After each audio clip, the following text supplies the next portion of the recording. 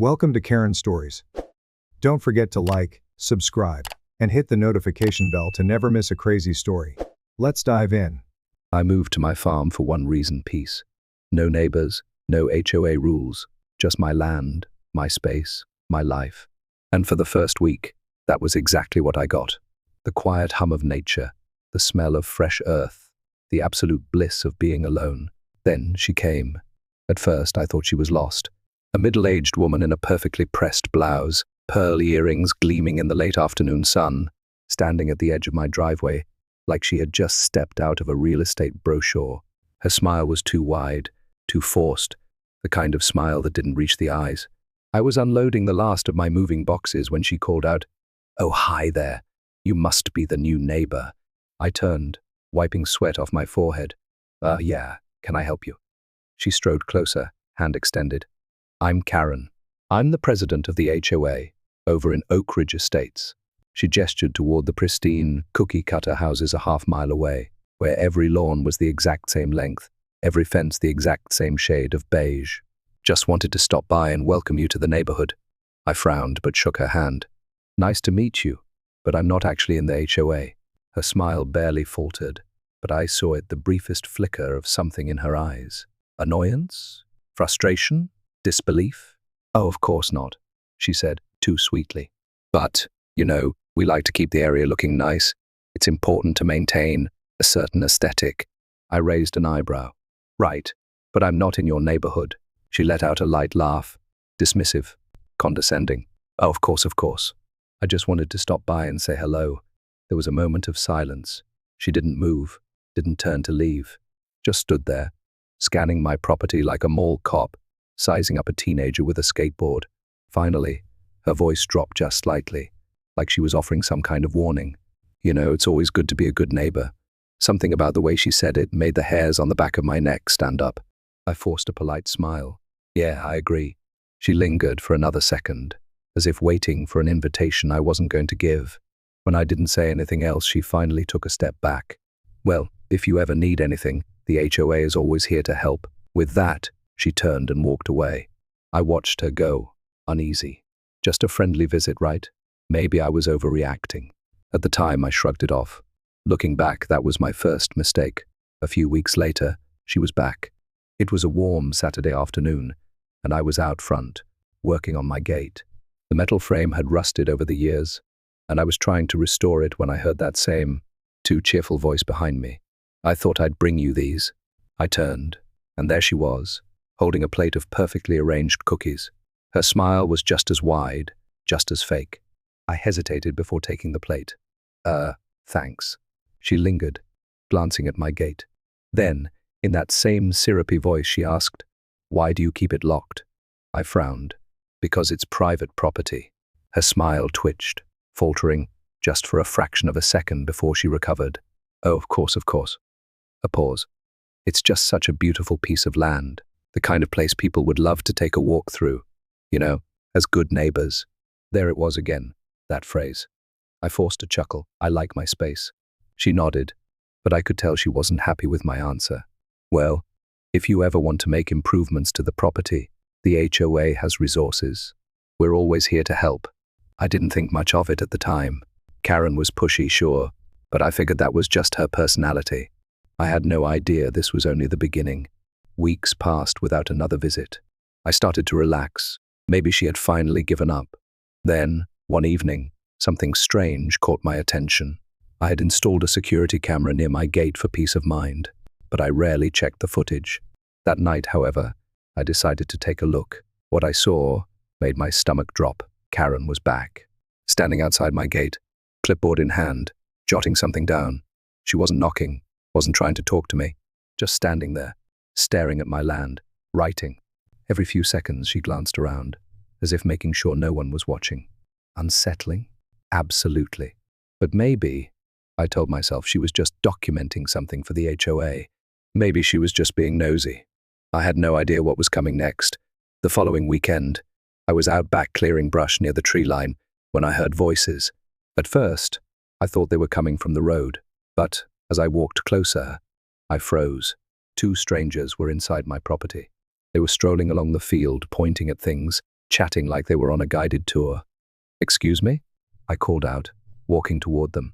They jumped, startled. One of them, a woman in her 40s, stammered, "Oh, I'm so sorry." Karen said it would be fine. I blinked. Karen said what? The woman hesitated, then continued. She told us this was part of the neighborhood and that it was open to residents. We just wanted to take a quick look. I clenched my jaw, my hands tightening into fists. Karen had told people they could enter my land. I took a deep breath, forcing myself to stay calm. "This is private property," I said firmly. "Karen has no authority here. Please leave." They apologized and hurried off, but I was left with more questions than answers. Why was Karen telling people my farm was part of the neighborhood? Was this some kind of misunderstanding? Or was she planning something bigger? I needed answers. I didn't sleep that night. I stayed up, replaying the security footage over and over again, watching Karen scribble in her little notebook like a bureaucratic vulture circling her next meal. The way she stood at my gate, methodically taking notes, it wasn't just nosy, it was calculated. And then there were the trespassers. Karen had sent people onto my land. That wasn't just overstepping boundaries. That was a deliberate entitled move to claim something that wasn't hers. And I had no idea how far she was willing to take it. The next morning, I went straight to the HOA office.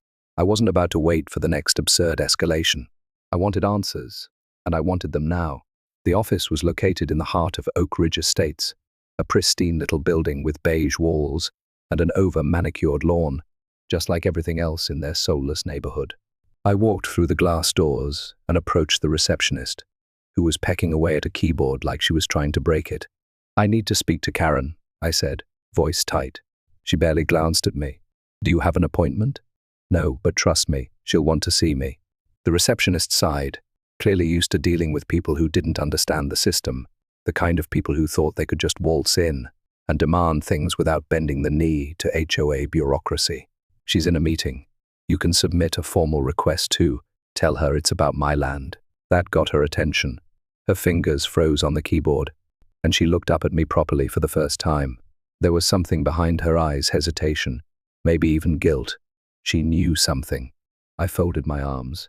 "Now, please."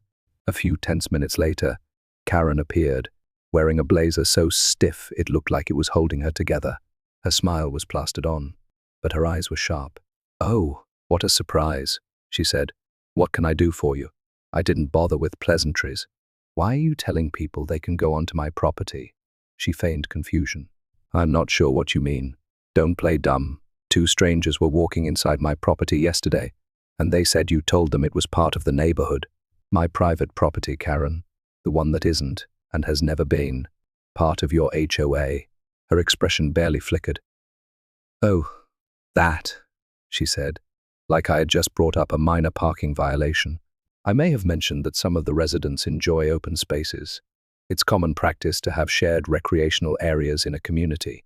I simply thought, it's not a shared space." She sighed dramatically, like I was a child throwing a tantrum. "You know, you're being very unneighborly about this. The community just wants access to beautiful spaces, and your property is right there. It makes sense for it to be part of Oak Ridge's. It's not part of Oak Ridge. It never was.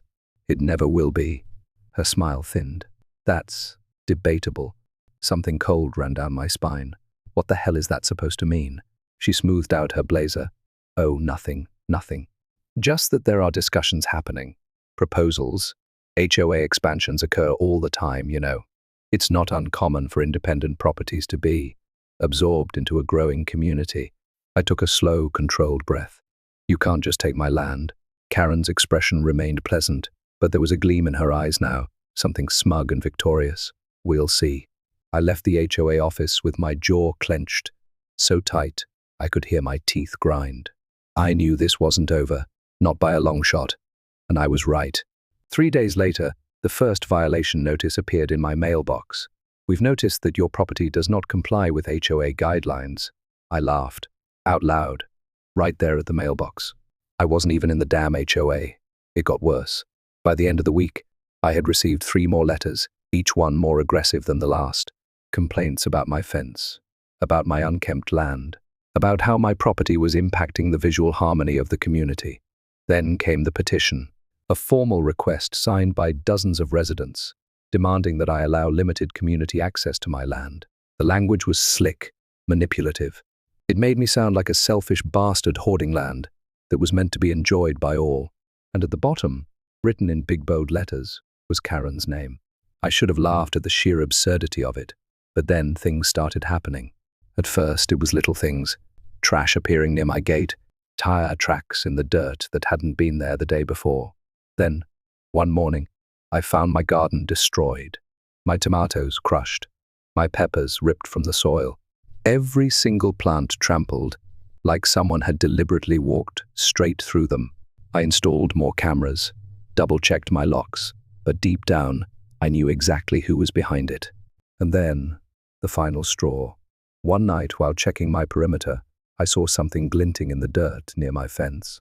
A piece of paper, muddy but still readable. Another official HOA notice. But this one wasn't a complaint. This one was an enforcement letter.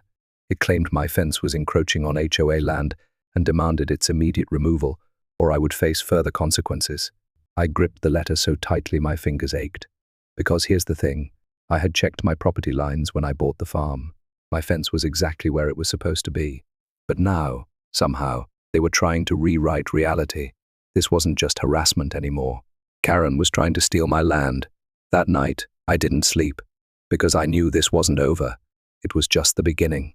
I woke up to the sound of an engine idling outside my gate.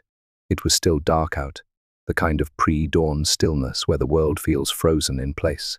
I moved silently to the window, peering through the blinds, and there it was, a black SUV parked just beyond my fence.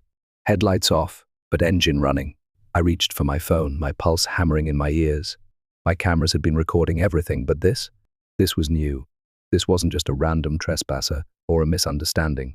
This was a stakeout. Before I could even unlock my phone to check the security feed, the SUV pulled away, vanishing down the road like a ghost. I barely slept after that. By sunrise, I was outside, checking my land for any new signs of intrusion. Nothing obvious, no fresh tire tracks, no more garbage dumped near my fence. But I couldn't shake the feeling that I was being watched, that this was escalating into something bigger than HOA complaints and passive-aggressive letters. I was right. By midday, I got another letter, not in my mailbox this time, taped to my front door. Notice of annexation review. My stomach twisted as I read the words. The document was a formal notice, stating that the HOA had submitted a request to the City Council to incorporate my land into their community. Incorporate. As if my home, my farm, my life was just some empty lot waiting to be developed. The letter claimed that my property was adjacent to Oak Ridge Estates, and that integrating it into the HOA would enhance the visual and recreational appeal of the community. It even listed supposed violations: my fencing, my landscaping, even the lack of accessibility to community members, the part that made my blood turn to ice. It ended with this: the City Council will review the annexation request in 2 weeks. Should the proposal be accepted, your property will officially become part of Oak Ridge Estates and will be subject to all HOA regulations and fees. They were seriously trying to steal my land. And I had 2 weeks to stop them. I went straight to a lawyer. I didn't know the first thing about HOA laws, but I knew one thing for sure: this was illegal. The attorney, a no-nonsense woman named Ellen, barely glanced at the letter before shaking her head. "This is nonsense," she said. "They can't just annex private property without your consent. So how are they even trying?" I demanded. "How did this even get submitted to the city?" She sighed, tapping a perfectly manicured nail against the paper. HOAs love to bluff. They use fancy language and legalese to intimidate homeowners into compliance. They're betting that you'll panic and accept it without a fight. "Well, they're wrong," I said, voice tight. "What do we do?" Ellen smirked. "We burn this whole thing to the ground. Step 1. Prove the HOA had no claim over my land." Ellen had a surveyor come out that very afternoon. He walked the perimeter with his equipment, double-checking the official property lines against the HOA's claims. When the results came in, they confirmed what I already knew: my land was nowhere near HOA jurisdiction. Not only that, but the HOA had actually built part of their neighborhood on my property. A row of decorative bushes? Mine. That fancy stone sign that said "Welcome to Oak Ridge Estates." Also mine. Step 2. Make this public. I took Ellen's advice and uploaded everything. The security footage of Karen, the letters, the surveyor's report, onto local community forums and social media. I titled it, "HOA President Tries to Steal My Land, Then Gets Caught Lying." It blew up within hours. People from all over the area chimed in, sharing their own horror stories about Karen and the HOA. Former residents admitted they'd been bullied into compliance. Even some of her own board members started to distance themselves. Then, the city council caught wind of it, and that's when things really went off the rails. 2 days later, I was working on my barn when I heard the sound of tires crunching against gravel. I turned just in time to see Karen marching up my driveway. No clipboard this time, no fake smile, just pure, unfiltered rage. I stepped forward, ready for whatever she was about to unleash. She didn't even bother with pleasantries. "Take it down." I blinked. "Take what down?" She gestured wildly. "The post, the videos, the lies you've been spreading about me and my community." I crossed my arms. "You mean the truth?" Her face flushed red. "You're ruining my reputation." I let out a sharp laugh. "You ruined your own reputation, Karen. I just made sure people saw it." Her hands balled into fists. "Do you have any idea what you've done? You're making this neighborhood look bad." "You mean the neighborhood you tried to trick into thinking they owned my land?" She stepped closer, lowering her voice. "You need to fix this. Now. I can make this go away, but you need to delete those posts." I tilted my head. "Or what?" Her nostrils flared. "Or you'll regret it." I took a slow step forward, towering over her. "Is that a threat?" She hesitated, just for a second. Then, she turned on her heel and stomped back to her car. "This isn't over," she hissed before slamming the door and peeling out of my driveway. I watched her go, my pulse steady. I knew she wasn't lying. This wasn't over. Not by a long shot. But the difference between us? I wasn't scared. She was. I knew Karen wasn't done. I could feel it. People like her don't just walk away. They regroup. They plot.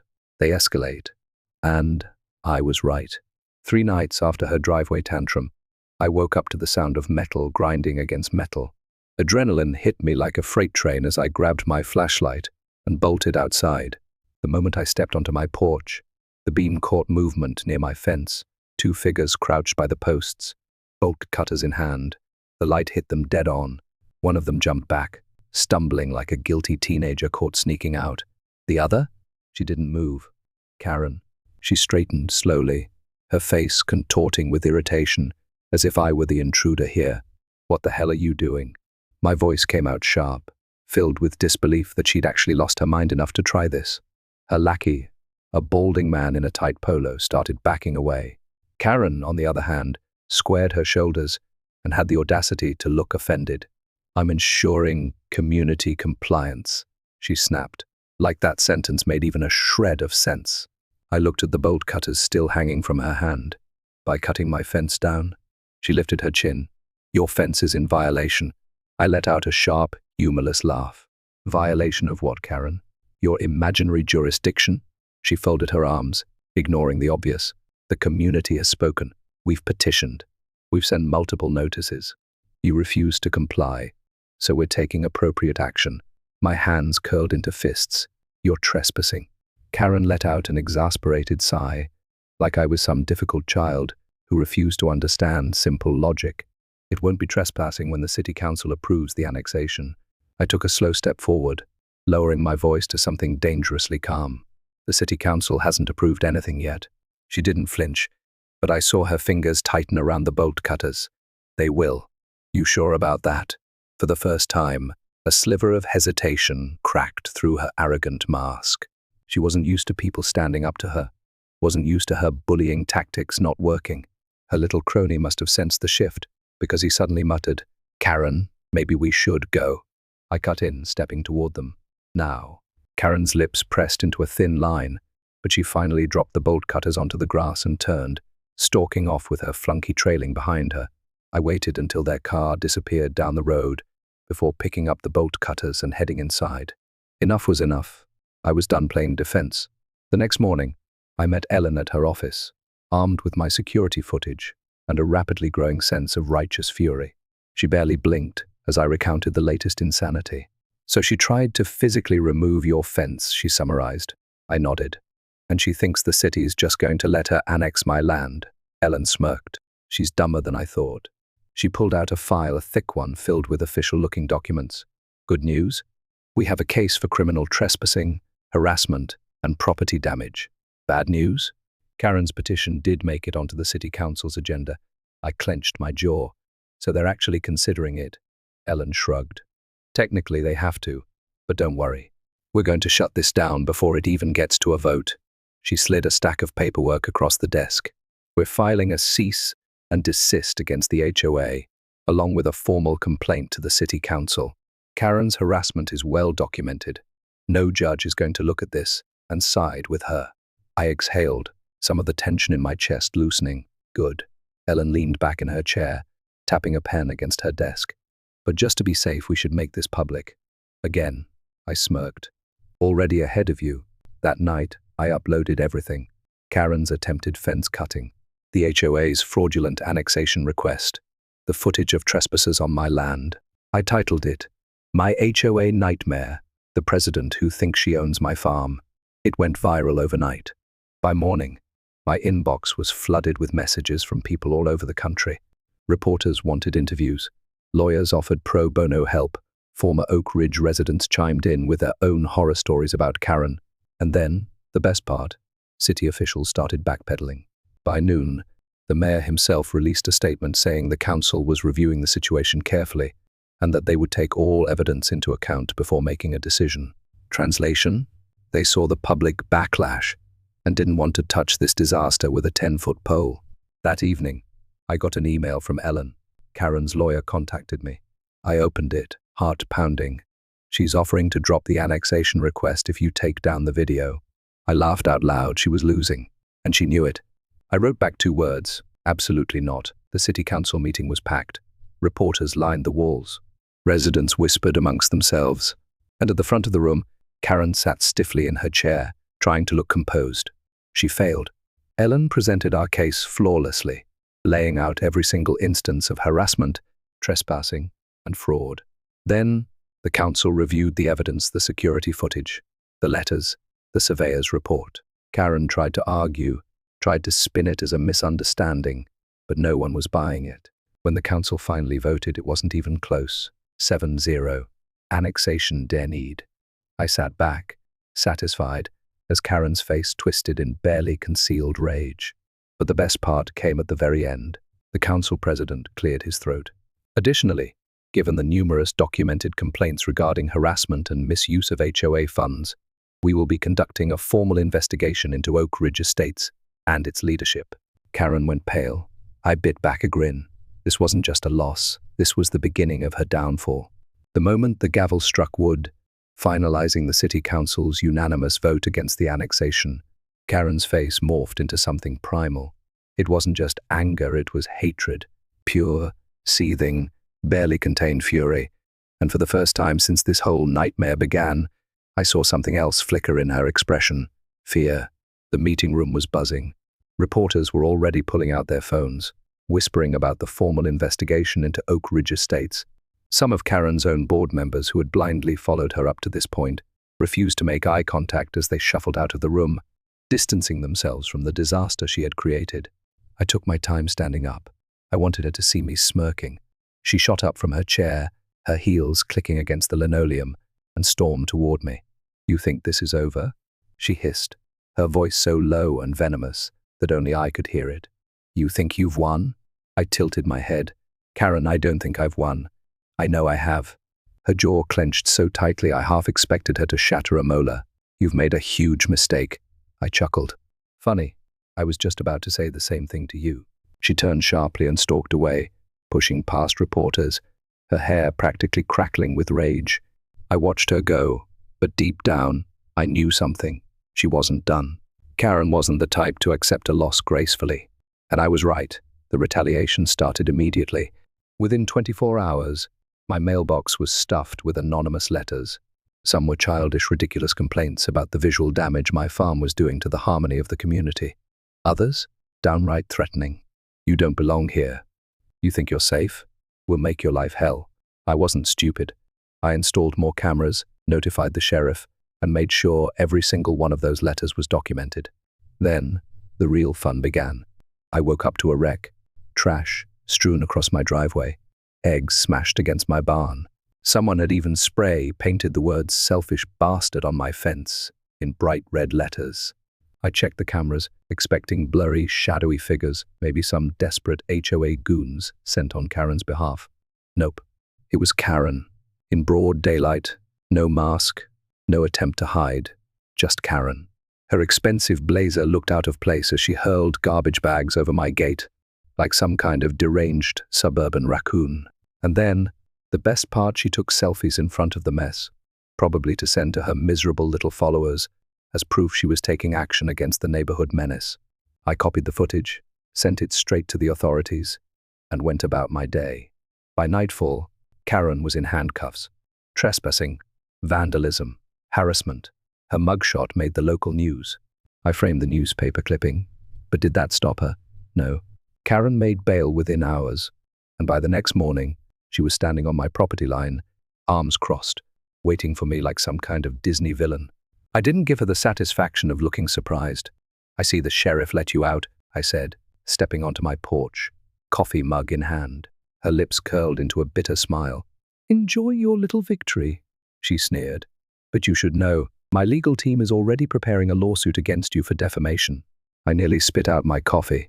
"Defamation?" She lifted her chin. "You illegally recorded me and used those recordings to ruin my reputation." I stared at her for a second, then laughed, loudly. "Karen, you trespassed on my land, vandalized my property, and did it all in front of a security camera you knew was there." I shook my head. "You ruined your own reputation." She took a step closer, lowering her voice. "You think this is funny?" I set my coffee down on the railing. "I think you need a hobby." Her fingers twitched. She wanted to hit me. I could see it in her eyes. Instead, she straightened, plastered on that fake HOA smile, and said, "You have no idea who you're dealing with." I smirked. "Neither do you." And with that, I turned and walked back inside, locking the door behind me. The fallout from Karen's arrest sent shockwaves through Oak Ridge Estates. Residents turned on her. Some sent me emails apologizing for ever supporting her in the first place. Others came forward with their own stories of how she had bullied and manipulated them. Then, the HOA board voted to remove her, publicly. A disgraced HOA president kicked out of her own kingdom. The best part? Karen was fined for the vandalism. The HOA had to pay for the damage she caused to my property. And since I had cameras everywhere, they had no legal ground to refuse. Her power? Gone. Her reputation? Destroyed. And just when I thought things couldn't get any better, she put her house up for sale. Oak Ridge Estates was done with her. And just like that, Karen was gone. It's been months now. No more HOA threats. No more fake violation letters. No more trespassers acting like my farm was a public park. Just peace. The exact thing I moved here for. Sometimes, I still check the security footage from that night, Karen, standing in my driveway, shaking with rage, knowing she had lost, knowing she had been beaten. And every time, I smile. Some people think they can take whatever they want, until they meet the one person who fights back. I thought it was over. Karen had been removed from the HOA, her house was up for sale, and my land was finally my own again. But I should have known better.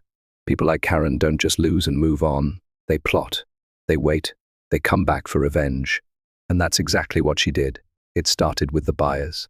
A young couple came to look at Karen's house, a nice, normal pair, probably in their early 30s. They seemed excited, walking around the yard, peering through windows, talking to the realtor. Everything about it was standard, until I saw Karen. She wasn't inside the house, wasn't guiding them around. No, she was parked at the edge of the property in a black sedan, watching, not just watching them, watching me. A chill crept down my spine. I wanted to believe she was just being nosy, that she couldn't let go of her little kingdom and needed to see who was taking her place.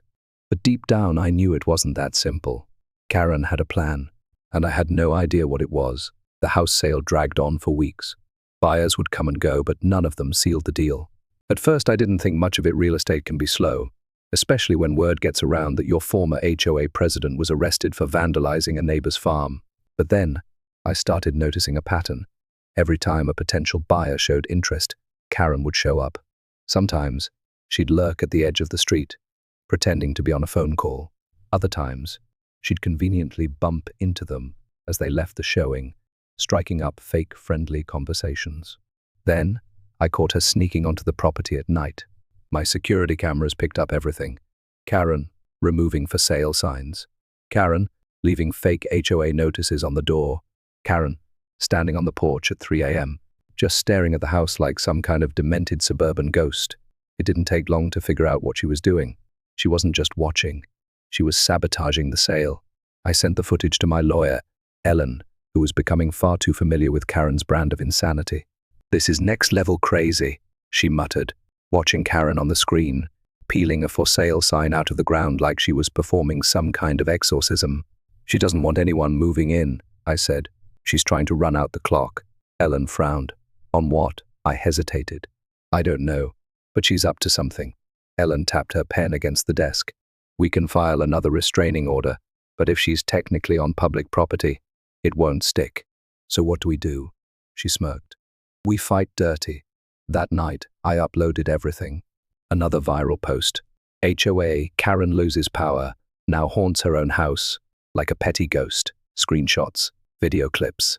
Karen's 3 a.m. PORCH, stalking, extravaganza.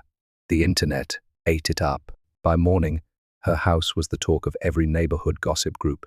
People drove by just to see if they could catch a glimpse of her. Teenagers made Karen sighting TikToks. Someone even photoshopped her face onto a movie poster, The Haunting of Oak Ridge Estates. She was furious. And then she disappeared for 2 whole weeks. No Karen, no lurking cars, no stolen signs, no midnight trespassing. It was almost eerie, like the eye of a storm. Then, one morning, I stepped outside to find a moving truck parked in her driveway. At first I thought, finally, she's leaving. It's done. But then I saw the car parked next to it. Black sedan. Karen, sitting behind the wheel, watching me. Not moving out, moving back in. I felt like I was losing my mind. The house had been up for sale for months. I had proof she was trying to scare off buyers. But this was something else. I called Ellen. She's back. There was silence on the other end. Then, finally, Ellen sighed. "I had a bad feeling about this." "What does it mean?"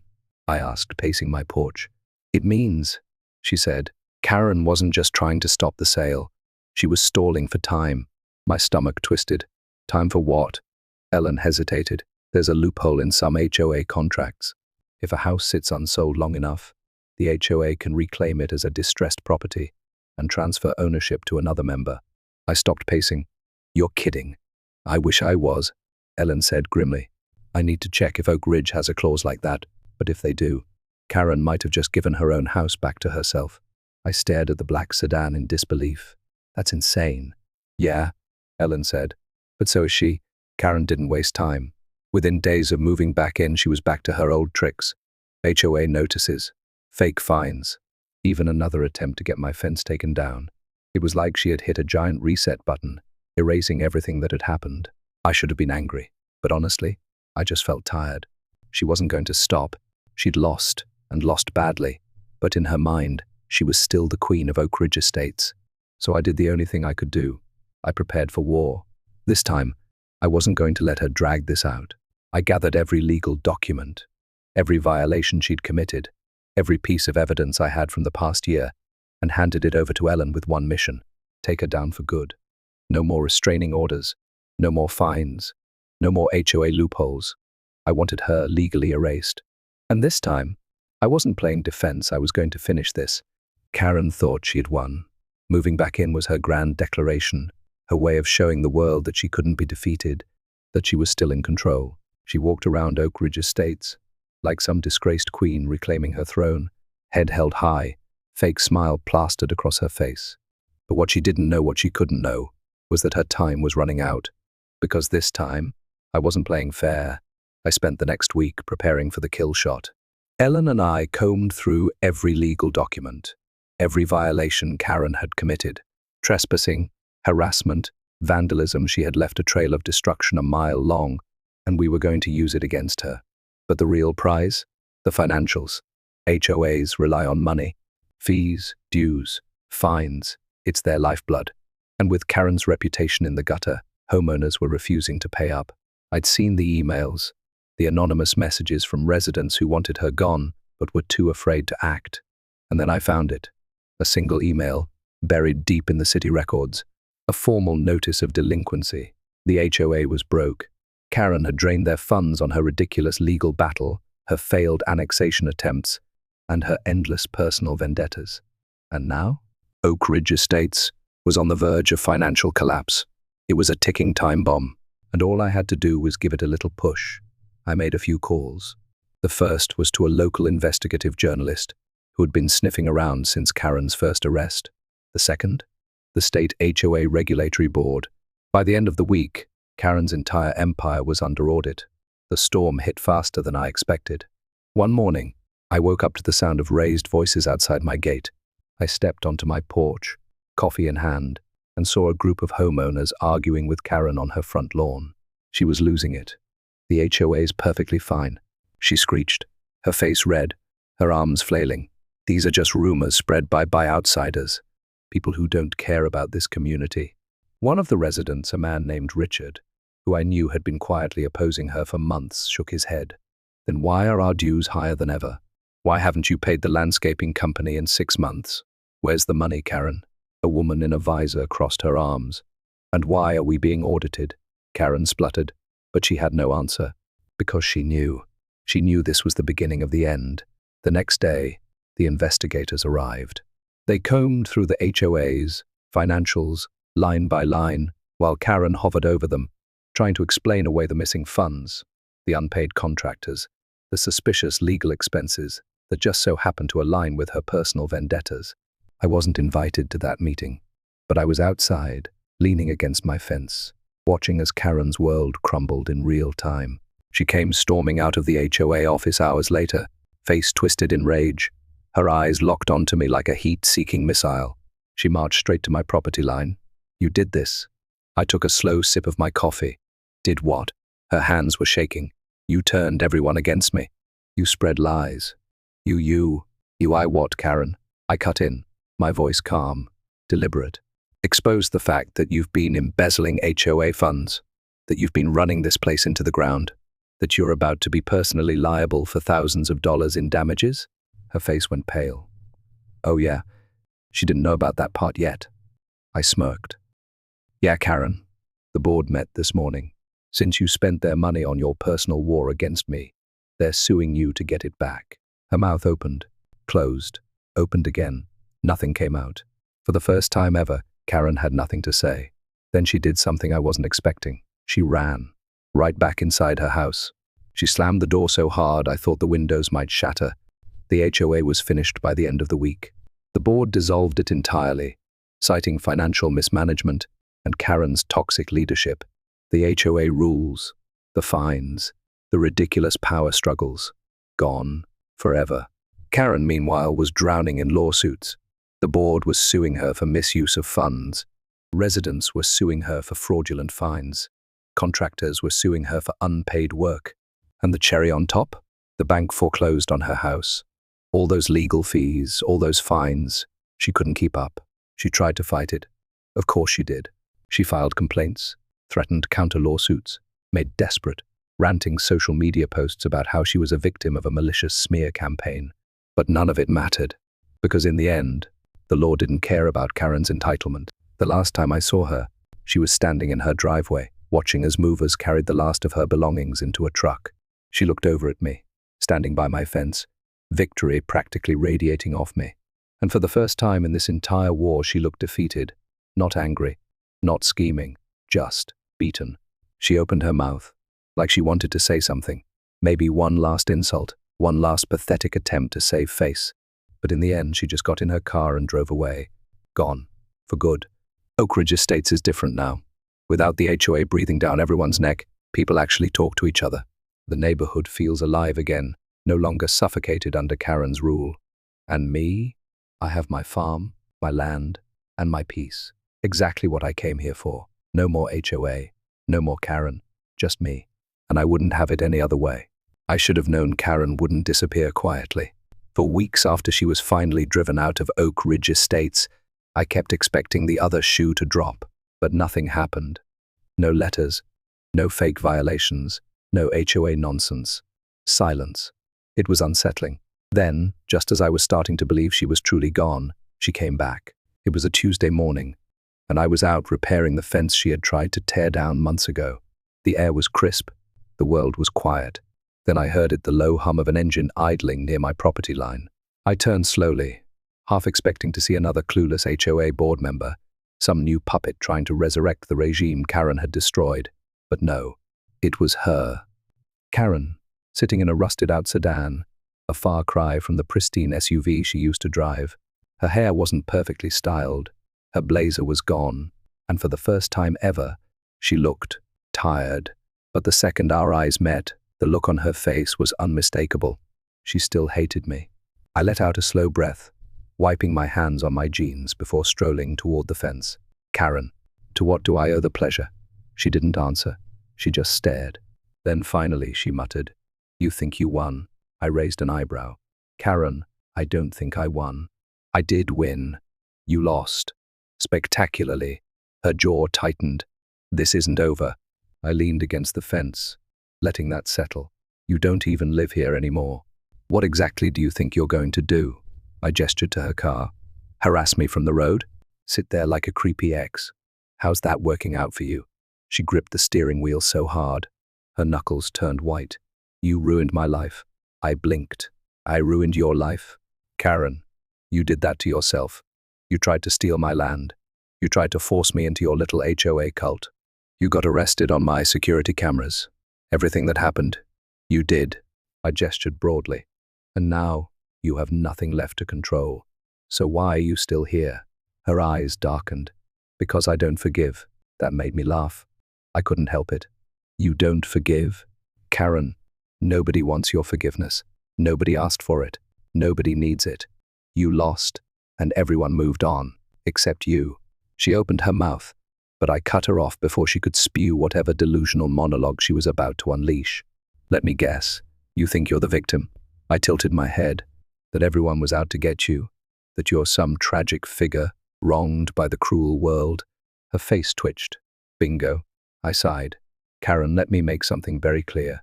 You don't matter anymore. You're not in power. You're not feared. You're not important. Nobody in this town gives a damn about you, and the sooner you accept that, the sooner you can stop embarrassing yourself." That got to her. I saw it. For the first time, the Karen mask cracked, and what was left underneath wasn't rage. It was emptiness. She had defined herself by control, by power, by being the queen of a tiny beige kingdom. And now, she was nothing. For a split second, I almost felt bad for her. Almost. Then she sneered. "Enjoy your land while you can." She slammed the car into gear and sped off, kicking up gravel as she tore down the road. I watched her go, shaking my head. That was the last time I ever saw her. Months passed. Karen faded into a cautionary tale, a name that made people roll their eyes and laugh. Her house sold finally to a quiet family who wanted nothing to do with HOAs or suburban wars. Life went back to normal. No more fights, no more violations, no more entitled demands, just peace. Exactly what I moved here for. And for the first time since this whole mess started, I had it.